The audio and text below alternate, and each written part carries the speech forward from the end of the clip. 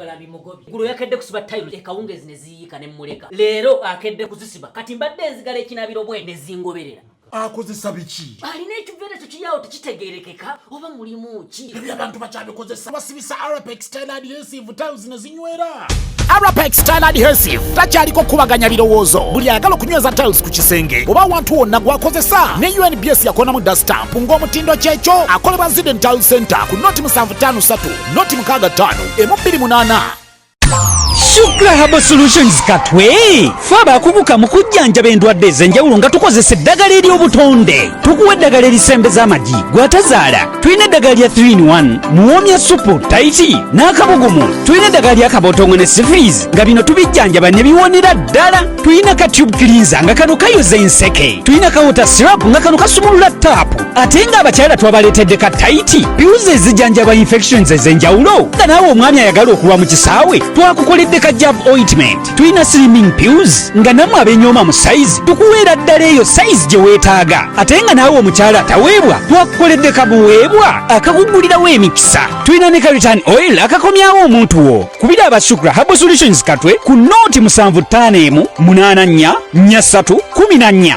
beba Shukra Herbal Solutions Katwe.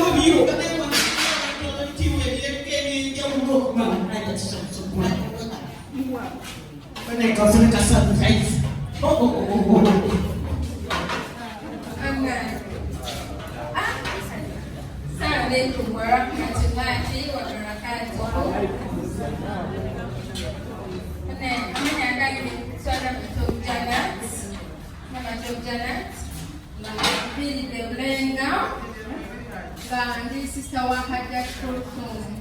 Wow! Yeah.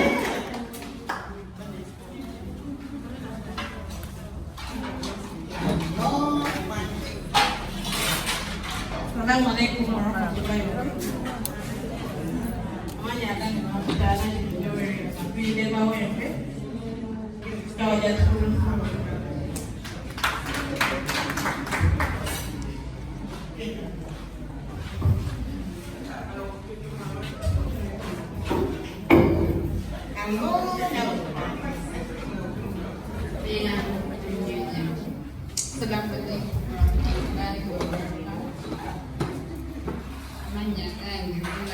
Dana yitwogereko wagguluko tusobole okuwuliziganya.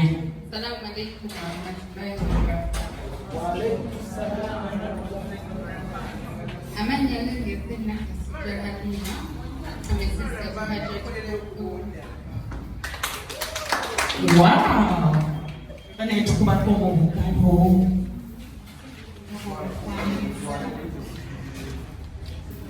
Assalamu alaikum warahmatullahi wabarakatuh. Samsenyu balama. Amanya agange namutebejja nti mama kusu. tusabye nnyo okulaba sanyusa nnyo okulaba Assalamu alaikum warahmatullahi wabarakatuh. Amanya Senide Abu nga mbuke Makerere nga zize ngwa omuzadde usayide eyo oyayina abaana bange bagira balabire. Wow, sabye nnyo okulaba.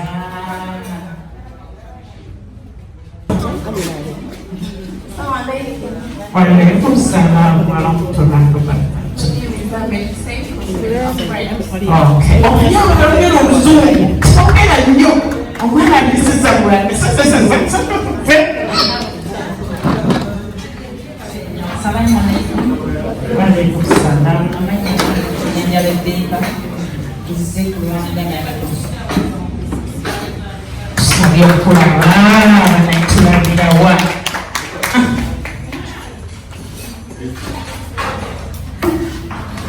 Assalamu alaikum warahmatullahi wabarakatuh. Waalaikum salam warahmatullahi wabarakatuh. Musanyufu nnyo kubanga ndikubona olw'ensonga ezo baŋŋambye kweyambula mu nnyagano ke baŋŋambye ekiri wano lwaba nga entandikwa y'ey'abantu bano abali wano nsaba Allah abawe ku musira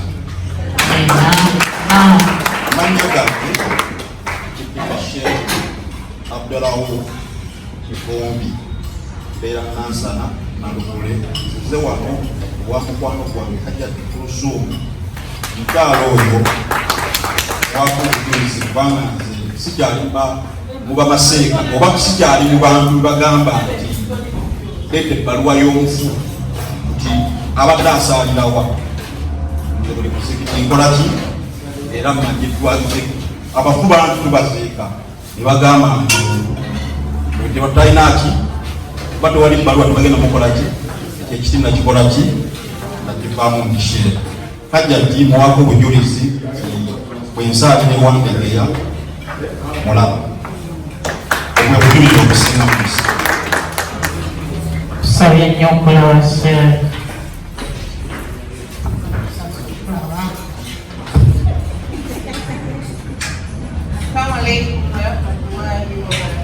Waalaikum salam warahmatullahi wabarakatuh. Amanya gange kwa Hajja Badru nani nipota Emirates kwa mkutora lero Uganda w'omugole era nsanyusa nnyo okubalaba mwebale nnyo kakati gaba okusatu okulaba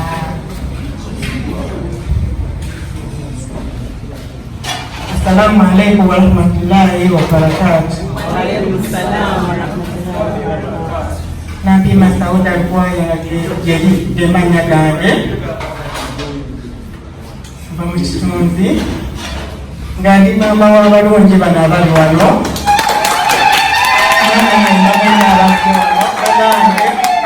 tusanyusa nnyo okubalaba mwebale kujja mwebale kutwagala mwebale kwagala Kulthum kola Allah omulungi ow'ekisa abawe ekimusinga okwagala agaliize enfuna yammwe buli kimu Allah atwale bulungi nga bwe tulinda essaala ya Sheikh agenda okugituwa amiina.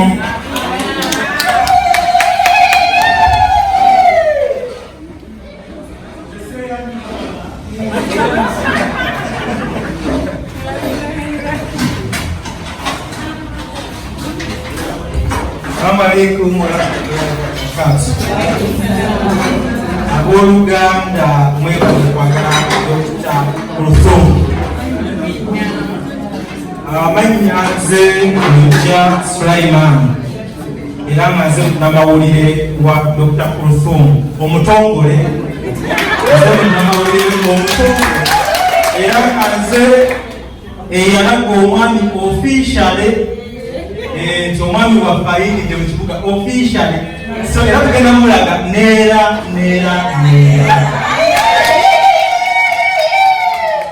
kanga kyabooluganda tuyimbe ekitiibwa kya Uganda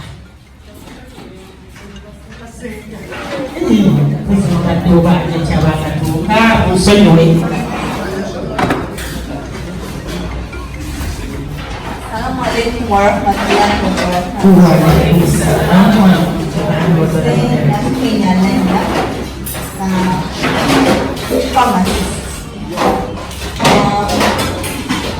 Muganda wa Mugole, and she's my mother.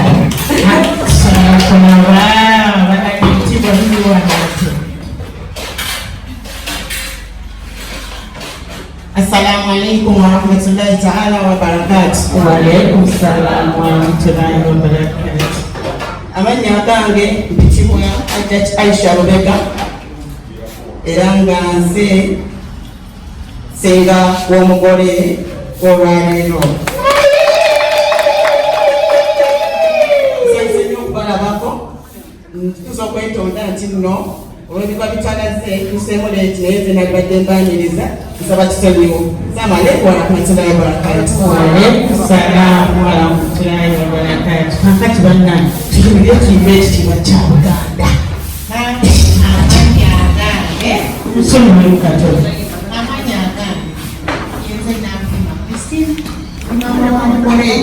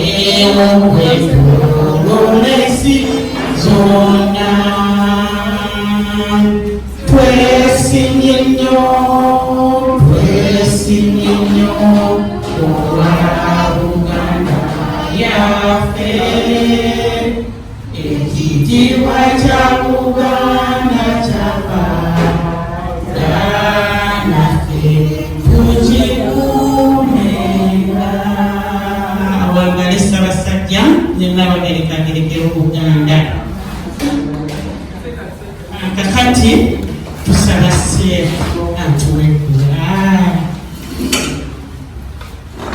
yazanye mwana wange kozi aseera kano kugenda kusaba naye okusinziira ku mukolo guno nga bwe guli ngenda kusoma ebigambo birungi kinonyamu akagamba kagamba ihigina sirata mustaqima kulungamya ekkubo ki nti ne bwe tunasoma ebirala byonna abantu batategeera naye nesura byalifatiha ogiraba nti bwemba ngigenze ndikuwungula ebbiwe bikoze ebeewedde kadde nsaba tugende n'ekyo tujja kwongerezako akatonotono okulaba nga ebbiwe ekola ki kubanga tuli wano fenna tetuli banzikirizeemu naye nsabye tugende n'ekyo.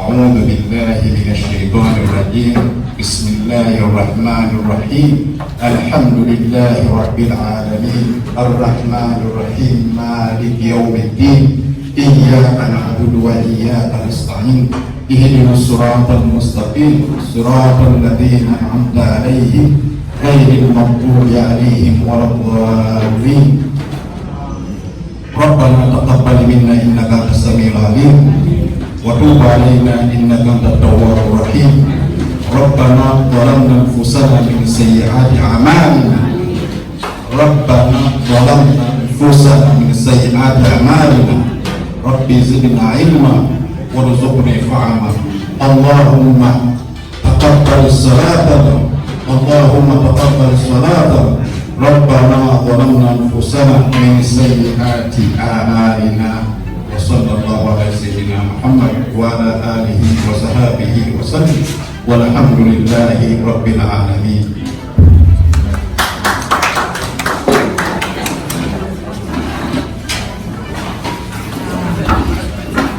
bannaffe abakatuuka tusanyusa okubalaba tukasokezeewo akazindaalo kase kuyomu ekyamuleese fenna tukimanyi wekuba akazindaalo ng'ogamba wakulu nzize nzitowa bwenti awo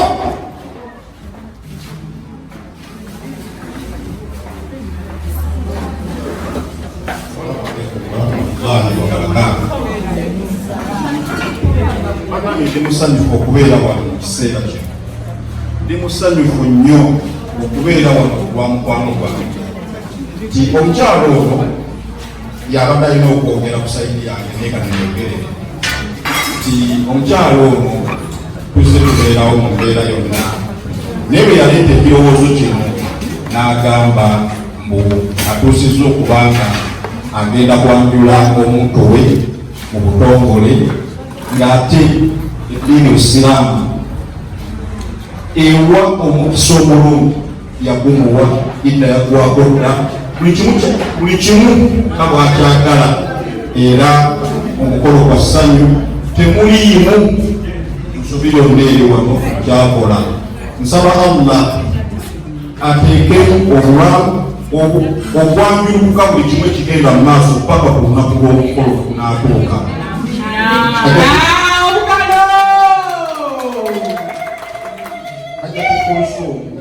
Nzize wano obali wano kommanyi wekka naye bwe nawulidde eddoboozi olw'ekintu kino nagambye oba waliwo ki nja kutuuka ku mukolo ogwo era mbeeko kyempaayo ng'omu ekitandika ate nja kubeerawo paka omukolo gunakola ki egunaggwa. Nze mbeera mbintu nga bino sibivaamu.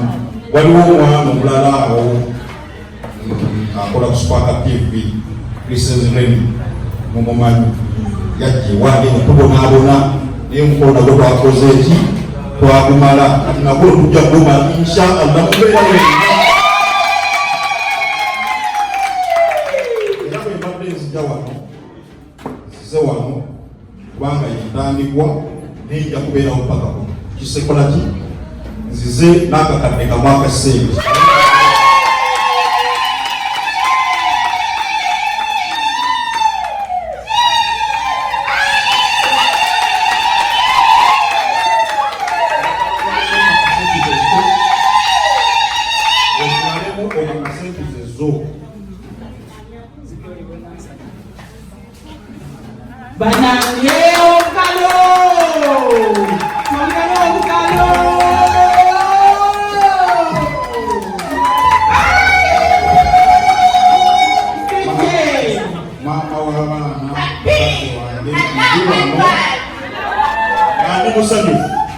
Era nsaba n'abali wano mwenna mbeere basanyufu kubanga omukolo gwe gulimu si gwa halaali. Omukolo gwe gulimu essaawa ezo omukolo gwa halaali gwa ddala. Obusiraamu bukola ki? Bukuwa enkola eyo era nammwe abaliwo nsaba tutambule ng'omukolo gwe gukola ki? Bwe gutambula insha Allah tujja kuba muneeyongera okuntegeera mpola mpola. Amannya gange nze Sheikh Abdallah Kivumbi.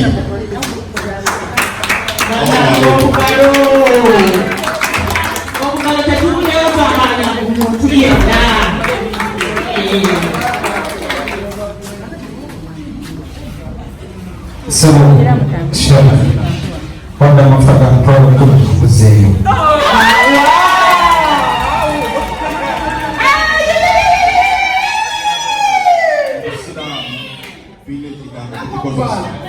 Barakallahu fiikum. Webale kusiima omukolo okoleddwa. Nze nazze wano nga nazze wassanyu sazze wano nga nze mukolo gwaki naye neebazizza nnyo okuba nti naawe okoze eki osiimye. Saba Allah akwe ekirungi gy'oyagala mu birungi. Era nva waggulu nina omukolo omulala gwe ŋŋendako naye ogw'omukolo guno obulungi ennyo. Kulthum gy'akiika tujja kutoola kitole naye nga nze individual ntandisa n'emitwalo 38.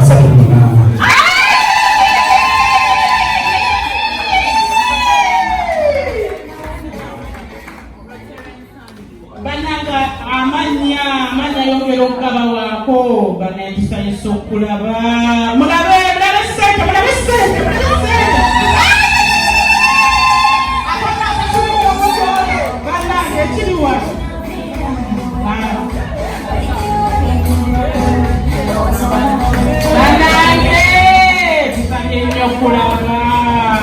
webale taata wojja mukama yaba akuddizaawo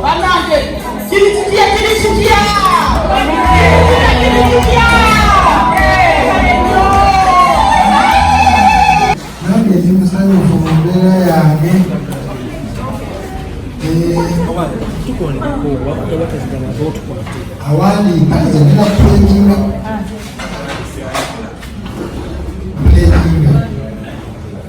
mwenye hivyo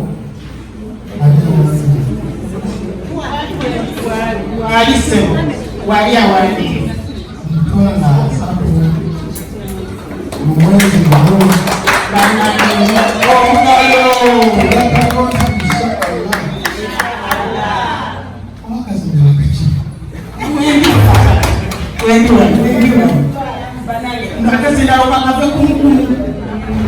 kulinda mikono. Okay. Kakati akazinda na matabuza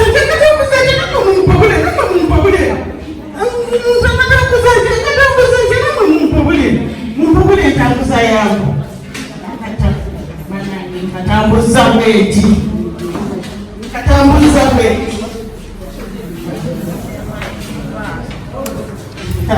bana ansinga kuwa na je olulimi lwenjogera luleesa obuzibu kigamba kya lulimi omwana yakayibaako omwana ayiba kikigambo kya lulimi naye ate kulu tekimulemesa gwayagala okugalo omwana ow'eriiso ajja feena bajemba twavudde mukola amagulu tunakalanyiriza naye mumbeera tujja kuba tukwagira era mesajja ejja kubituukamu nga mukama obugalo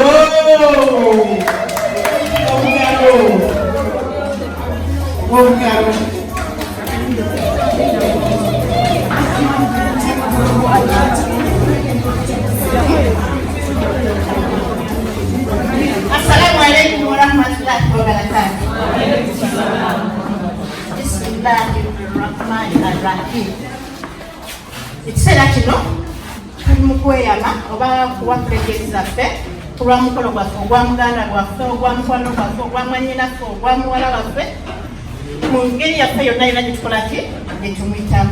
Bannange tusaba ekintu tutambuze n'amaanyi tuleke kumumala musu abali wano beero bennyini beyeekakasa awatali mulala nti bwetukola ki bwetulinda. Bannange mu kaseera kano njagala kukola omukisa okugamba bannange bannyinaze baganda bange kuba tubantu babiri mwami namukyala tutandike okweyama abalina kakashi tubakole ki tukatole tutandike okusasula ku bintu byaffe ebyomukolo nga wetumimanyi twetuba tutandika omukolo gwaffe tubeera n'ebintu ogeza tubeera n'eddiko tubeera n'emmere. So all those items need what? Money. Let's try to contribute, let's try to pledge. Nina tandikira wano mpola manga ina weyatandika okutema ekinyana newetusobola kumukola sokuuka negasambera mpola aga gwamere agenda kufuna n'ekirabo womanya nti mutandikidde kukwega omanya nti agagende n'ekirabo ogenda kukifuna inshallah.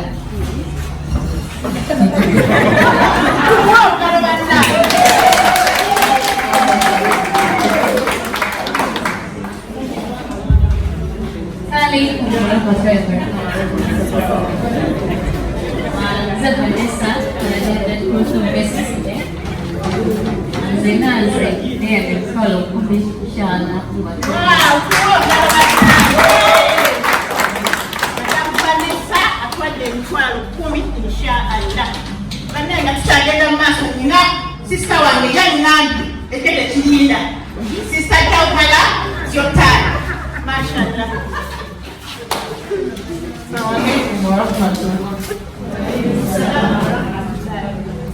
Nange kusuma bamami wange nange ngendayo muwaya akakadde mu mwezi gumu inshallah.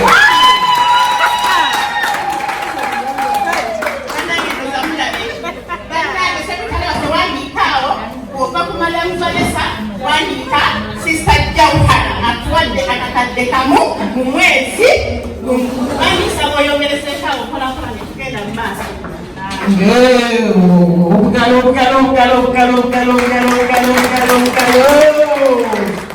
Obakati atendage wa mpulira nange kiyitiridde bempulidde aboogedde ningamba obakati ngende wajatyani oba ngende wabatyani anani ani anjagala akazindaalo kano ani agenda okwogera akazindaalo kano ngalo ajati bayogedde nti ekyatulese wano fenna tukimanyi ekyatulese wano ssanyu ekyatulese wano buli omu kwogera ekyo kyawulira ekiri muli ku mutima akazindaalo nkabbe waani nkateeke waani nkawaani ogira onyambakaawo ogira onyambakaawo mala Waalaikum salaam wa rahmatullahi. Katika milango wetu lazima mluje. Oyo.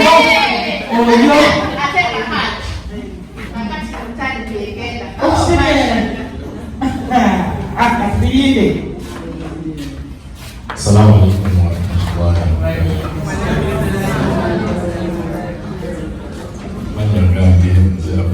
Kasuku.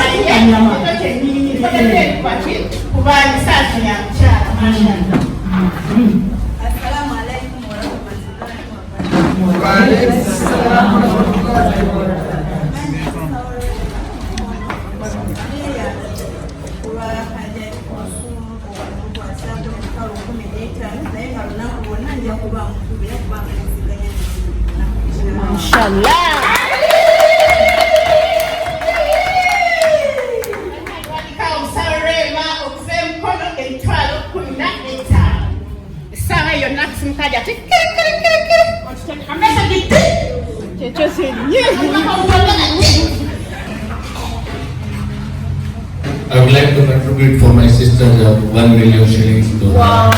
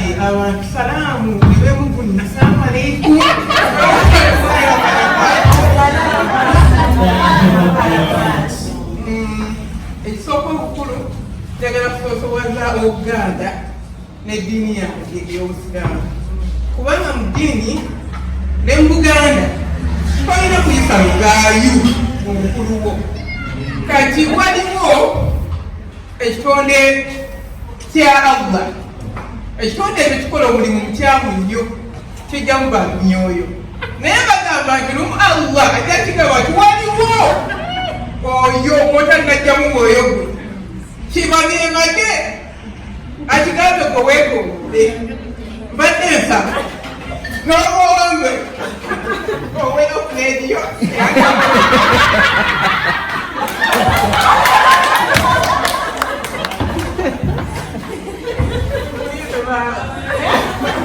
Onese. Engeri gyali tweba nnyimirirwa n'akazindayoka. Nsigala era nze muki? Ndi kamanda. Kati kamanda asigala ali? Kamanda. Gyali okusooka otoole. W'ogaana weekusooka ogenda kungula. Tukikkiriza? Ongula? Awangula? Sina kuzikungula. Awangula? Naye wandinkule maani. Assalamu alaikum warahmatullahi wabarakatuh. Wa alaikum salaam warahmatullahi wabarakatuh. Kati nze ndi munakunga y'omundaba. Ndi mulebe kunga y'omundaba. Simanyi kukola, sina bikola. Naye nina bebi. Bebi hajiwa mulungi. Hajibaddu ndawula. Yabye. Nki.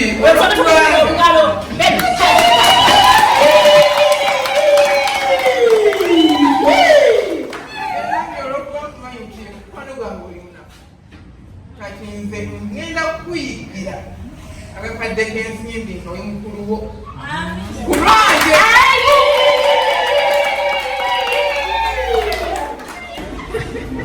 naye saiso balawa mukama yewazibesinisilamu naye dinatinawa muli bulungi nze bakutalo genius kuva ku bibesiterefina era ono omukyala yafuuka mama wange wali mu Kampala kuba bwetujja mu kibuga bazadde waffe abasinga bali wano ye mukyala gwesobola okukubira essimu nalina ekizibu n'ambeererawo so ekyo kikulu ekitaliza so mami nazalo genius mutabaniyo dafunirayo eddwala 10 mwezi guno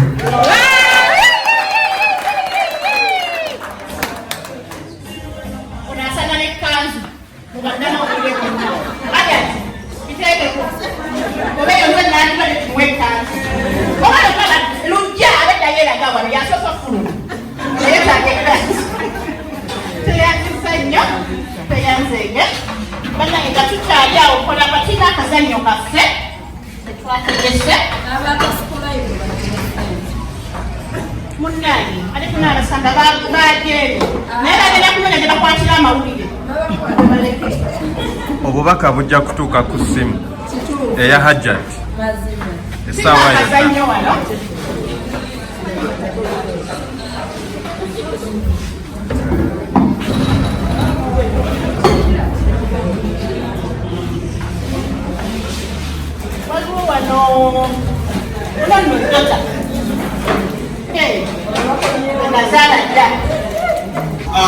nkomyewo nga nakaviri k'omukolo nkasazze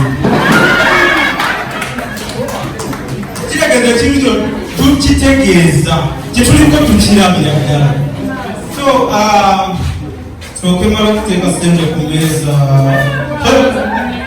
Hajjat ateke sente ku meeza ez'okuliko bananga obugalo nga bajjayo sente nga tukuba ku bugalo eza akasooka zeezo ezo bananga obugalo ezo zaakuliko naye nga ngenda kuleeta sente mu butongole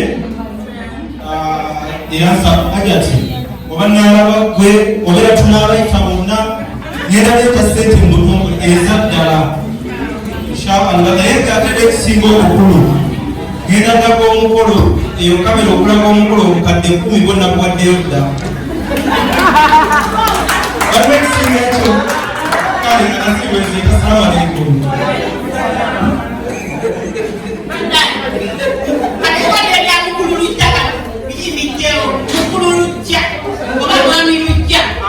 kumwagala okukalusenya atuwadde emitwalo 10 nabakatugaba nokadde 10 atale aja kuzeyalabe namawulira sekanga ogenda mbadde nsaba onsuulirako kaswiti ako mulungi grasimbeera oyimire wano kalaini kaffe okakasuke booti.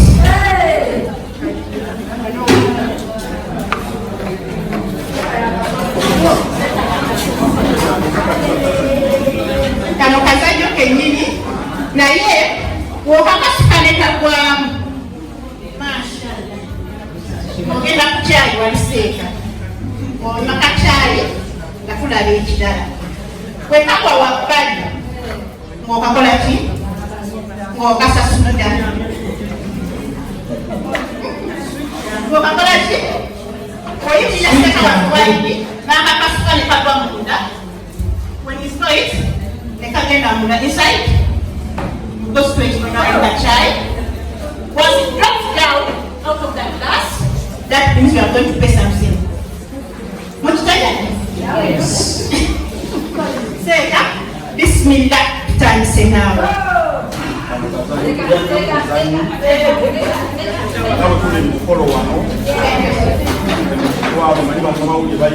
Bayina ebintu byabwe wanakuli mukolo gwa kusanyuka era guno omuzannyo ogumu kugunoonya ki Bismillah.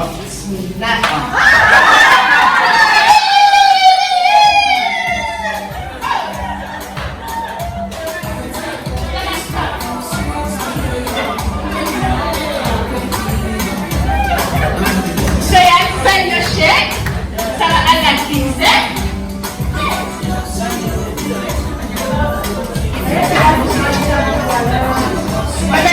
Natuwaja tuwaffe n'amini mukolo atusibire Sheikh waffe.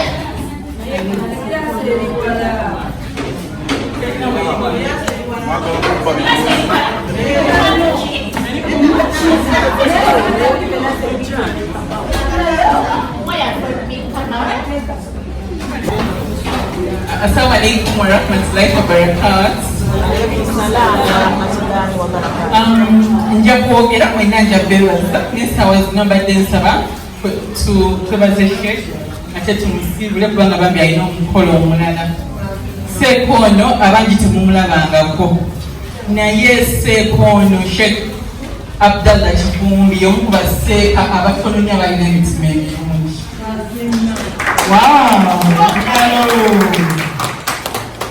Wallahi Sheikh yannonya abazibu nali simumanyi nga mwene mumanyi nali close nga simanyi the world nangamba hajati nsaba alaikum naneyanjulira nangamba hajati nsaba wenzira omubatono bakwano ba Allah asobola okusomera edduwa Allah n'agikkiriza nsaba nkusomera edduwa Allah buli kimu nga bw'okyagala jja kituukiriza era sireka mwena wena ekyo mugamba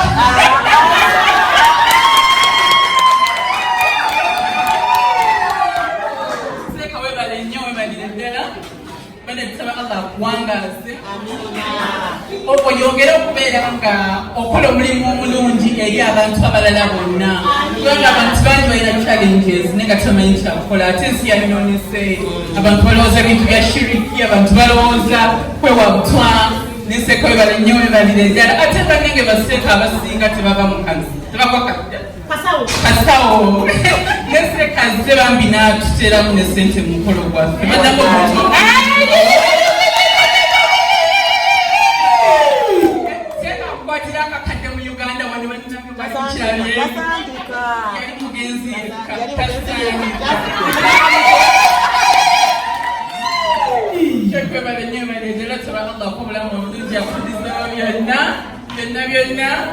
saba mukwana kutukumire nga seka omukyalaffe era nsaba kutambuza obulungi yonna gyolaga. Assalamu alaikum warahmatullah. Waalaikum salaam warahmatullahi wabarakatuh.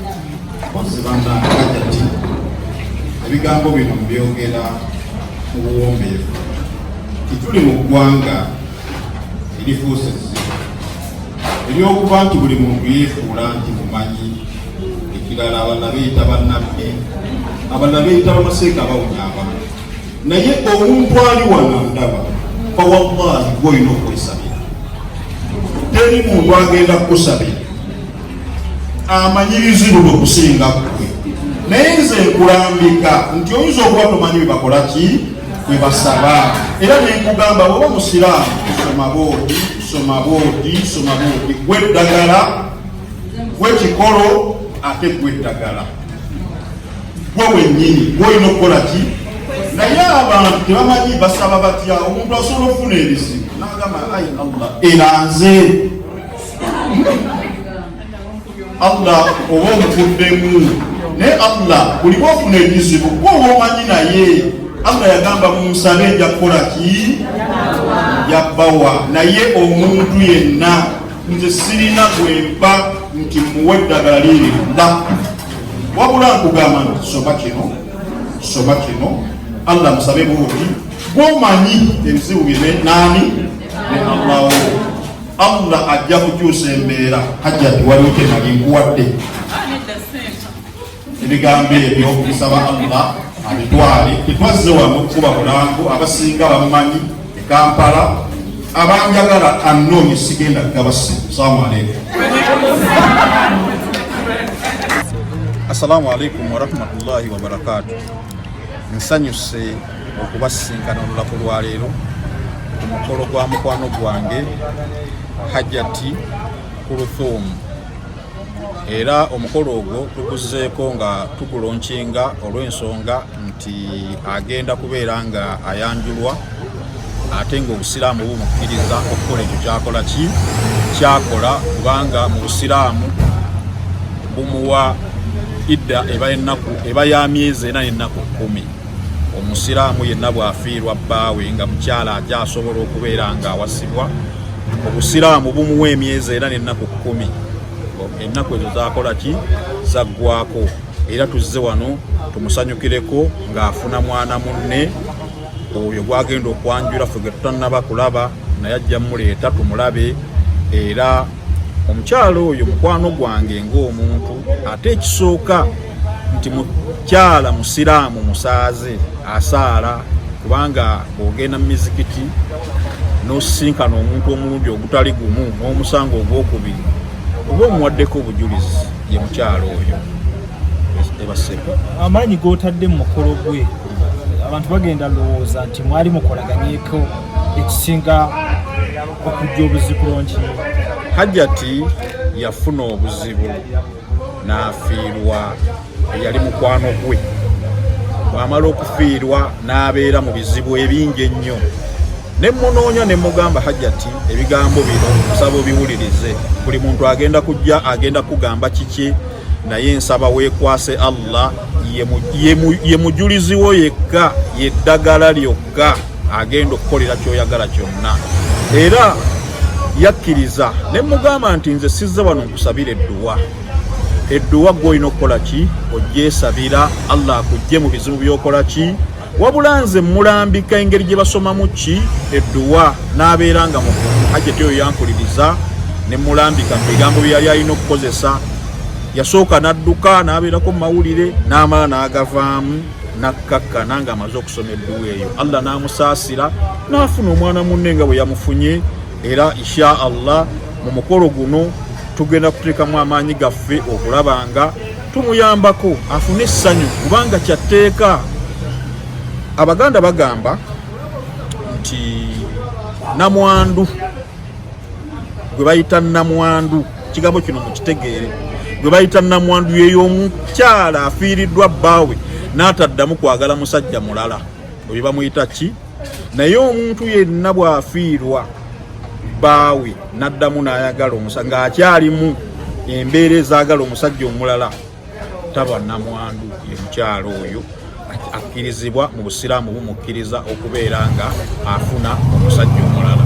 Omusajja we olina ky'omumanyiiko kuba amawulire oluusi gagamba nti yaliba oba omuyaayi?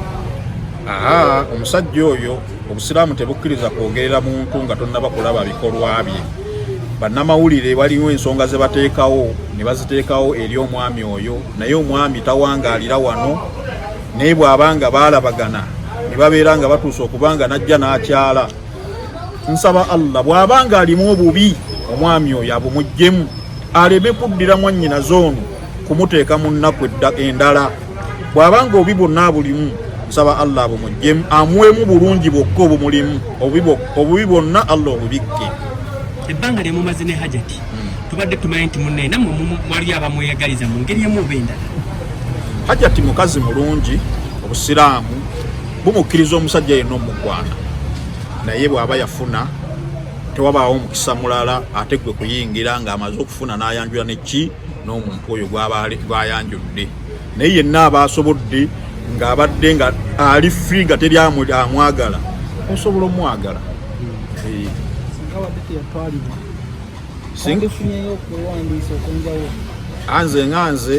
Nze nganze sisobola kwewandiisa olw'ensonga nti nze obusiraamu bukkiriza okuwasa abakazi b'osobola. Nze bennyina bamala sogerako sinaba kufuna busobozi, sinabamalayo sharia bwekola ki beŋŋamba, naye bennyina nyina obusobozi bwabwe, kati sirina busobozi bwa mulala gwe nsobola kwongerako. Kimanyikiddwa nti Katonda ffenna yatugatta lwakuba nti amaanyi ge gakyuka. Waliwo omusumba omu eyalabiseeko ng'akuba abaweereza ba Mukama mu kyaki era abasiraamu mwasanyuse. Ebigambibwa nti abasiraamu mwasanyuse, gwe kino kyogerako ki? Omusumba oyo abantu abamu bakitaputapulala bagamba nti abagoberezi be baaganye okuleeta byakola ki byayagala, naye nze sikiwaako obujulizi era sijja kulimba saalabye mawulire ago nti yabadde abakubira kino, naye kibi okkuba abantu kubanga gwe ng'omuntu oli mwana Adamu. Katonda bw'akugjamu okulembere banno tolina bakuba bukubi ssente, ekyo kibi kiyakoze. Owe bulombolombo Musiraamu mukiyita muti ekyo? Ekiruwa ekyo inkesi nga kibeddewo mu busiraamu oba tekiriyo? Mu busiraamu tekiriyo kubanga tolina wogenda kukubira bantu, tolina wogenda kukubira bantu, tolina buyinza bukuba bantu. Obusiraamu buli kimu bwakirongoosa ne bukiraga bulungi nti gwe bwonvuma nyina engeri gye nsobola okwogera naawe, oba bwe mba nnemeddwa nsobola okutamwa. Ebigambo biri bibiri ebyo, waliwo kye bayita okukyawa ne wabeerawo kye bayita empalana. Nsobola okukukyawa naye nga sikulinaako mpalana, naye nga nkukyawa lwa bikolwa byo byokola. Ebigambo ebyo njagala obyawule, okukyawa n'empalana. Omuntu bw'akubeerako empalana aba mubi nnyo, naye omuntu asobola okukukyawa olwaki? Olw'ebikolwa byo. Kale seeka maliriza nga otegeeza Bannayuganda kwetaaga byokola adresi zo. Omanyi munnange nze nabagamba emabega abantu bentera okusenkana ne mbagamba nti nze Sheikh Abdallah Kivumbi nsangibwa Nansana Naluvule. Enansana Naluvule awo wempangaalira wenkolera emirimu gyange, siri musawo Muganda, wabula nze bw'ojja ewange nkubuulira ngeri gye basabamu Allah, kubanga oyinza okuba tomanyi ngala gye bakola ki, gye basabamu Allah, ne nkulambika. Bw'okeera ku makya nga nkulambise n'ofuna byoyagala n'ompaayo omutwalo, kirimu obwa haramu. Sheikh Umaru yali ku side ki? Ebigambo bino mu statement yo ogambye mbu mulimu abamu abakusomera edduwa, gwe kennyini gwe edduwa gw'osobola ogamba nti kino kye kinnuma, gw'omanyi omutonzi gw'oyinza okuba nga omwebaza, gw'olina ensabayo. Sheikh Umaru agwawa? Osinkanangako Sheikh yenna mubuuze wasomerawa. Bwe tusoma mu masomero, tusoma mu masomero, naye okutegeera kuva eri gwe. Abaana bava e Madiina wano, najja wano nga yava wano ng'asoma birala, n'atuuka wano ng'asoma biki birala. Nze nasomera Nsotoka, essomero lya busiraamu, ne nvayo ne ngenda Biraali. Essomero eryo ery'Ensotoka lyakulemberwanga marehemu Sheikh Idrisa Lubega, nsaba Allah amusaasire ebyamusobako. Bamashekhe bonna bolaba bali e Kampala abalimu ensa bava mu ssomero eryo. Bamashekhe abali e Kampala abalimu ensa ennamba esinga basomera awo mu ssomero ly'Eggambi. Nze nasoma era okuvaayo kubanga nkola emirimu gino. Bamashekhe bonna bolaba ku abali ku social media nasoma nabo. Sheikh Umaru sisomangako naye, mulaba bulabi ng'omuntu, simuyinaako buzibu era saagala kumwogerako nti oba akola kino, yamanyi n'abaddu be bwakola ki, bwabajjanjaba wabanga bawona. Fa wallahi mwenna abali wano nze siina kusabira dduwa, wabula nyina kulambika ebasoma dduwa nti Allah musabe bwoti, obudde bwe buziba kusaba bwoti, obudde bw'ekiro saba bwoti, gwe wennyini, kubanga gw'omanyi ne Allaho, ebuzibu byoyina ne Allaho. Nti bwe gamba nti musabire bw'oti, Allah awuliriza era akola ki? Allah yasinga okusonyiwa buli kimu. Barakallahu fi.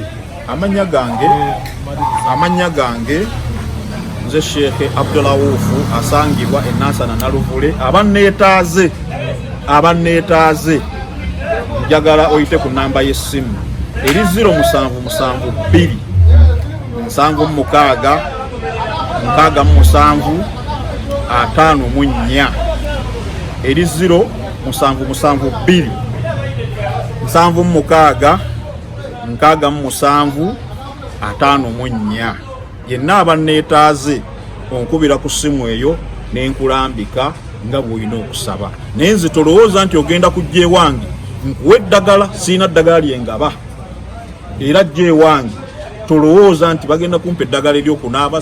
Nze sigaba ddagala, nsoma busomi Qur'an era nkulambika bulambisi nti basoma bati bakola bwe bati, era jja ewange ng'omanyi nti ozze kukima ddagala totawaana kujja. Nze nsoma busomeddwa. Assalamu alaikum wa rahmatullahi wa barakatuh.